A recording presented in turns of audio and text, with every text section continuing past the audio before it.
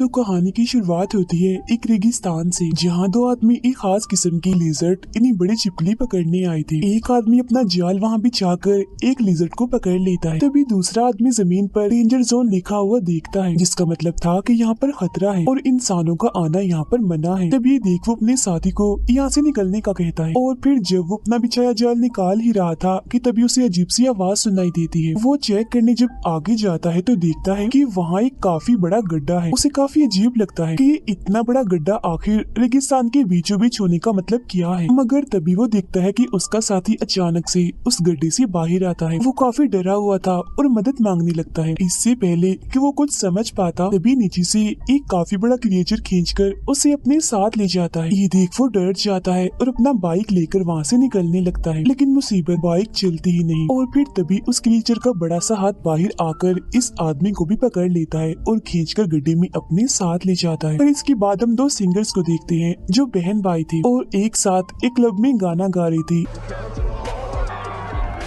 इनमें लड़के का नाम काओ था। फिर जब शो खत्म होता है तो काओ अपनी बहन से कहता है कि हम जो भी पैसे गाने गा गा कर कमाते हैं इतनी मेहनत से, उसमें से आधे से ज्यादा हिस्सा तो हमारा सीनियर ही रख लेता है, इसीलिए अब से मैंने उसके साथ काम करना बंद कर दिया है। उनकी बातचीत करने के दौरान ही वहाँ नशे की रोकथाम करने वाली पुलिस आ जाती है, जो पूरे क्लब में छापा मारती है और सभी लोगों को चेक करने लगती है कि किसी ने नशा तो नहीं किया हुआ। आखिर में उस सिंगर काओ पर ही इल्जाम लगा देते हैं कि और किसी का तो पता नहीं, मगर ड्रग फिलहाल तुमने लिया हुआ। हालांकि काओ उन्हें समझाता भी है कि नहीं, ऐसा कुछ नहीं है, मैंने कभी ड्रग को हाथ तक नहीं लगाया। मगर पुलिस उसकी बातों का यकीन नहीं करती। थोड़ा सोचने के बाद उसका शक अपने सीनियर पर जाता है, जिसके साथ उसने काम करना बंद कर दिया था। फिर अब काओ को जमानत पर छोड़ दिया जाता है। इनकी बातों के दौरान उसकी बहन के पास उनकी मॉम की कॉल आती है, जो बताती है कि आपके नाना की मौत हो गई है। जो सुन वो लोग अपने गाँव जाने के लिए निकल जाते हैं अपनी मॉम से मिलने के लिए, जहाँ रास्ते में काओ अपने नाना के साथ गुजारा हुआ बचपन का वक्त याद करने लगता है, जब उसकी नाना उसे जमीन से खुदाई करके पानी निकालना सिखा रहे थे ताकि गांव वालों की पानी की जो तंगी है वो दूर हो सके। अब कुछ ही वक्त के बाद वो लोग अपने घर पहुंच जाते हैं और अपनी सारी फैमिली से मिलते हैं। तभी यहाँ एक लड़की जिसका नाम फोन था वो आती है, जो काओ की बचपन की दोस्त थी और अब वो एक काफी मशहूर यूट्यूबर बन चुकी थी। वो यूट्यूब पर वीडियोस डालती। काओ फोन से बात करने की कोशिश करता है, मगर वो उससे काफी नाराज थी और ठीक से उससे बात नहीं कर रही थी, क्योंकि आज 10 साल के बाद काओ अपने गाँव वापिस आया था। इस बीच उसने अपने दोस्त फोन से कोई भी राब्ता नहीं रखा। अब यहाँ से सीन चला जाता है काओ और फोन के बचपन में, जहाँ हम देखते हैं कि एक बार फोन के डैड काओ की नाना को वो लिजर्ड्स गिफ्ट में दे रहे थे, क्योंकि उन्हें काफी कीमती माना जाता है। ये लिजर्ड्स फोन नहीं पकड़ी थी, मगर काओ ये कहकर उन्हें पिंजरे से आजाद कर देता है कि हमें किसी को भी ऐसे कैद नहीं करना चाहिए। उसकी बात फोन को इतनी पसंद आ जाती है कि उनकी दोस्ती हो जाती है। फिर इसके बाद हम वापिस से मौजूदा वक्त में आते हैं, जहाँ हमें वही दोनों आदमी दोबारा से दिखाए जाते हैं जिन्हें हमने शुरुआत में भी देखा था। इन दोनों को दरअसल उसी क्रिएचर ने नीचे गुफा में कैद करके रखा हुआ था। तभी वो क्रिएचर वहाँ आ जाता है, जिसका साइज बहुत ही बड़ा था और वो काफी खतरनाक भी दिख रहा था।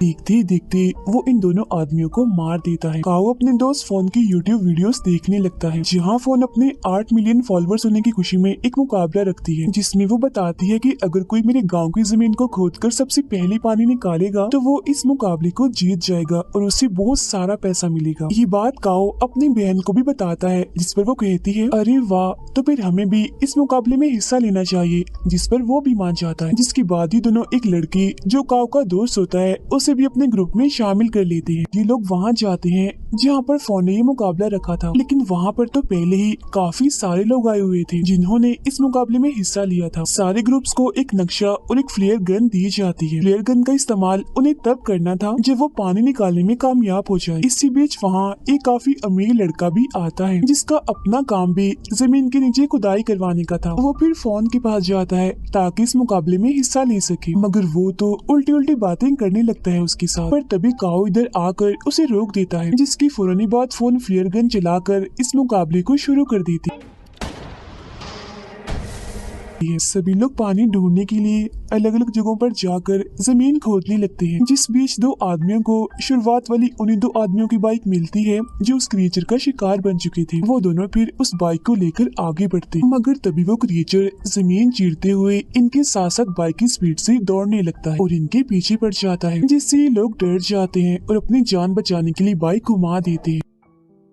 मगर वो क्रिएचर काफी चालाक था। वो इनके रास्ते के आगे एक काफी बड़ा गड्ढा बना देता है, जिससे वो दोनों जाकर उसमें गिर जाते हैं। उधर काओ और उसके साथी पानी ढूंढने के लिए आगे बढ़ रहे थे, मगर तभी उन्हें जमीन पर एक जगह कुछ प्लेट्स दिखती हैं, जिन्हें उल्टा करके रखा हुआ था। सभी प्लेट्स पर मंत्र भी लिखे हुए थे। जो देख काओ की बहन उससे पूछती है कि ये प्लेट्स यहाँ पर ऐसे क्यों रखी हुई हैं, जिस पर वो कहता है कि ये असल में एक काफी पुराना प्राचीन तरीका है पानी ढूंढने का। अगर जमीन के अंदर पानी होगा तो वो प्लेट में जमा होकर उसे अपनी जगह से हटा देगा। उनकी बातचीत के दौरान वहाँ एक दूसरा ग्रुप आता है जो पास ही में खुदाई कर रहे थे, जिनमें से एक आदमी काओ के ग्रुप से कहता है कि ऐसा माना जाता है कि इस जगह पर एक काफी बड़ा मॉन्स्टर रहता है जो बहुत ही ज्यादा खतरनाक है और उससे बचने के लिए ही इन प्लेट्स को यहाँ पर रखा हुआ है और मंत्र भी इन पर लिखे हुए हैं। उसकी इस बात पर काओ को जरा भी यकीन नहीं होता, जिसके बाद वो लोग आगे बढ़ते हैं। अब यहाँ शाम हो गई थी।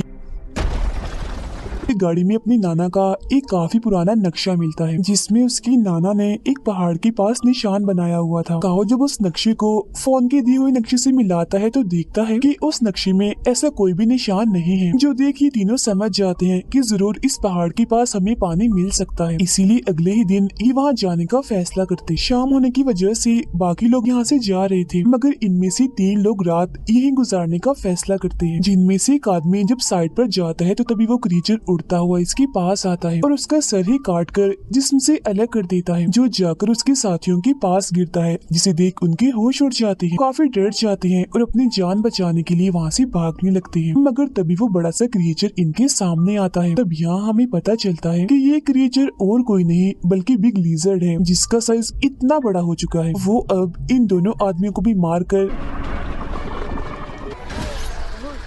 अपना शिकार बना लेता है। फिर अगली सुबह जब फोन को उन तीनों आदमियों के लापता होने की खबर मिलती है तो वो काफी परेशान हो जाती है, इसीलिए वो इस मुकाबले को बंद करने का फैसला करती है। तभी फोन का मैनेजर उस अमीर लड़के को कॉल करके बताता है कि 3 लोग गायब हो गए हैं, इसीलिए फोन इस मुकाबले को बंद करने वाली है। जिस उन अमीर लड़के को काफी गुस्सा आ जाता है, इसीलिए वो कहता है अगर मुकाबला बंद किया तो मुझसे बुरा कोई नहीं होगा, अंजाम तुम जानते ही हो। जिस उन मैनेजर डर जाता है, इसीलिए वो फोन को मनाने जाता है और कहता है कि देखो ये कितनी बुरी बात है, पहले हमने मुकाबला रखा अब हम इसे बंद कर रहे हैं तो ये अच्छी बात तो नहीं है, इसीलिए हमें इस मुकाबले को बंद नहीं करना चाहिए। और रही बात उन 3 गायब लोगों की, हो सकता है कि वो खुद ही वापस चले गए हों या फिर किसी और ने उन्हें पकड़ लिया हो, तो हमें इन सब बातों को नजरअंदाज करके अपना मुकाबला जारी रखना चाहिए। हालांकि फोन ऐसा करना तो नहीं चाह रही थी, मगर मैनेजर के काफी कहने पर वो अपना मुकाबला जारी रखती। काओ और उसके साथी नक्शे वाली जगह पर आ जाते हैं जहाँ उन्हें गुफा मिलती, जिसके अंदर जाने पर इन्हें एक ऐसी दीवार मिलती है जो काफी गीली थी, जिसे देख काओ कहता है कि शायद दीवार के पीछे पानी है, इसीलिए हमें दीवार को तोड़ना चाहिए।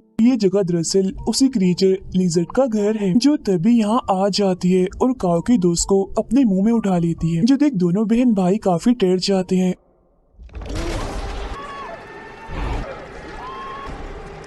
और अपनी जान बचाने के लिए गुफा से बाहर आ गए थे। फिर वो बाकी लोगों के पास जाकर सबको इस क्रिएचर के बारे में बताने लगते हैं, मगर कोई भी इनकी बातों को यकीन नहीं करता। अगले ही पल वो क्रिएचर नीचे से जमीन फाड़कर एक आदमी पर हमला कर देता है और उसी आधा नीचे से पकड़ लेता है और अन्य बात खींचकर वो उसे भी अपने साथ ले जाता है। अब ये देखकर तो सबके होश उड़ गए थे, उन्हें अब काओ की बातों पर यकीन हो गया था, तो वो अपनी जान बचाने के लिए यहाँ से भागने लगते हैं। काओ की बहन और वो अमीर लड़का कैसे भी करके ट्रक में आकर छुप जाते हैं, मगर मैनेजर अंदर नहीं आ पाता, वो बाहर ही रह जाता है। जहाँ तभी वो क्रिएचर आकर उस पर झपट पड़ता है और एक ही झटके में उसे मार देता है। इसके बाद वो क्रिएचर अब काओ और फोन के पीछे बढ़ गया था, जिससे बचने के लिए वो दोनों भागने लगते हैं। तो वो क्रिएचर भी तेजी से भागने लगता है, लेकिन तभी वो दोनों भागते भागते एक गड्ढे में गिर जाते हैं। अब ये देखकर काओ की बहन अपने भाई की जान बचाने के लिए ट्रक का हॉर्न बजा देती है, मगर फिर जैसे क्रिएचर वहाँ आता है तो काओ की बहन और वो अमीर लड़का नीचे होकर छुप जाते हैं, जिससे वो क्रिएचर इनके ट्रक के पास आता तो है, मगर इन्हें वो नहीं देख पाता और चुपचाप वहाँ से चला जाता है। उधर काओ और फॉन को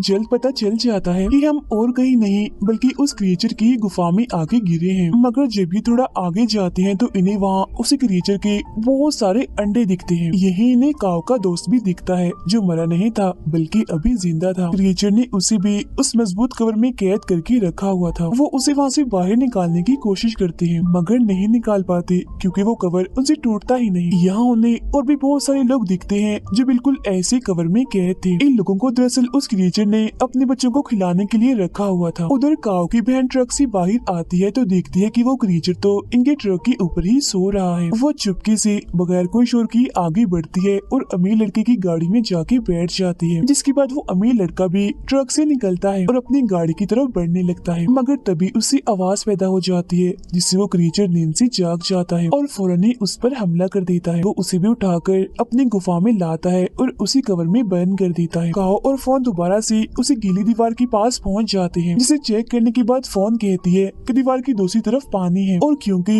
ये लिजर्ड क्रिएचर है इसलिए शायद इसे पानी पसंद नहीं होगा, तो उसने पानी से बचने के लिए ये दीवार बना। फिर इसके बाद ये दोनों उस गुफा से बाहर आ जाते हैं जहाँ इन्हें कुछ लोग दिखते हैं तो ये उनके पास चले जाते हैं। मगर तभी वो क्रिएचर बड़ी स्पीड में आता है और पलक झपकते ही वो बहुत सारे लोगों को अपना शिकार बना लेता है, उन्हें मार देता है। वो फोन को भी देख लेता है और उसे पकड़कर अपने साथ ले जाता है। अब यहाँ काओ फ्लेयर गन चला देता है जो देख उसके पास सिर्फ एक ही ग्रुप आता है जो वही था जिसने काओ को उन प्लेयर्स और क्रिएचर के बारे में बताया था। अब कुछ वक्त के बाद यहाँ काओ की बहन भी आ जाती है। वो लोग एक प्लान बनाते हैं जिसके बाद काफी तेज गाने बजाने लगते हैं। जो आवाज सुन वो क्रिएचर जमीन फाड़कर थोड़ा सा बाहर आता है और सब पर धाड़ने लगता है। वो लोग ये देखकर उसे चारों तरफ से घेर कर उस पर हमला कर देते हैं। जो देख वो क्रिएचर दोबारा से अपनी गुफा में चला जाता है। काओ की बहन कुछ लोगों के साथ उसे गुफा के अंदर जाती है जहाँ वो उन लोगों की मदद से कवर में फंसे हुए सभी लोगों को बाहर निकालती है। लेकिन वो जो अमीर लड़का था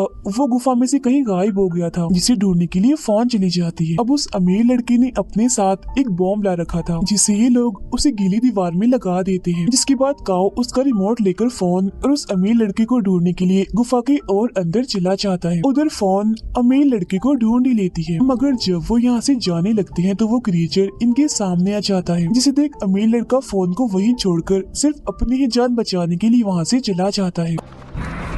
अब इससे पहले वो क्रिएचर फोन पर हमला करता काओ भी यहाँ पहुँच चुका था। वो क्रिएचर के ऊपर छलांग लगाकर उसके ऊपर आ जाता और एक कुल्हाड़ी से उस पर हमला कर देता है, मगर वो क्रिएचर इतना ताकतवर था कि उसे कुछ भी नहीं होता। जिसके बाद वो क्रिएचर अब फोन को अपनी दुम से पकड़ लेता है और जोर से उसे जकड़ लेता है। वो उसे फिर मारने ही वाला था कि तभी काओ फ्लेयर गन चलाकर उस क्रिएचर के मुंह में डाल देता है, जिससे वो क्रिएचर बौखला जाता है और उसका ध्यान भटकते ही ये लोग यहाँ से भाग जाते। कुछ दूर आकर काओ रिमोट का बटन दबाकर बॉम्ब को फोड़ लेता है, जिससे वहाँ धमाका होता है और दीवार टूट जाती है। ऐसा होते ही पूरी गुफा में पानी फैलने लगता है। पानी का बहाव इतना तेज था कि क्रिएचर भी उसके साथ बह जाता है और मारा जाता है। पानी अब काफी तेजी से काओ और फोन के पीछे भी आ रहा था, मगर वो ठीक वक्त पर गुफा से बाहर निकल आती है, जहाँ पर तभी काओ की बहन और उसका दोस्त भी आ जाते। फिर तभी जमीन पर अलग अलग जगह से पानी आने लगता है, जो देख के लोग काफी खुश हो जाते हैं। इसके बाद हम देखते हैं कि वो अमीर लड़का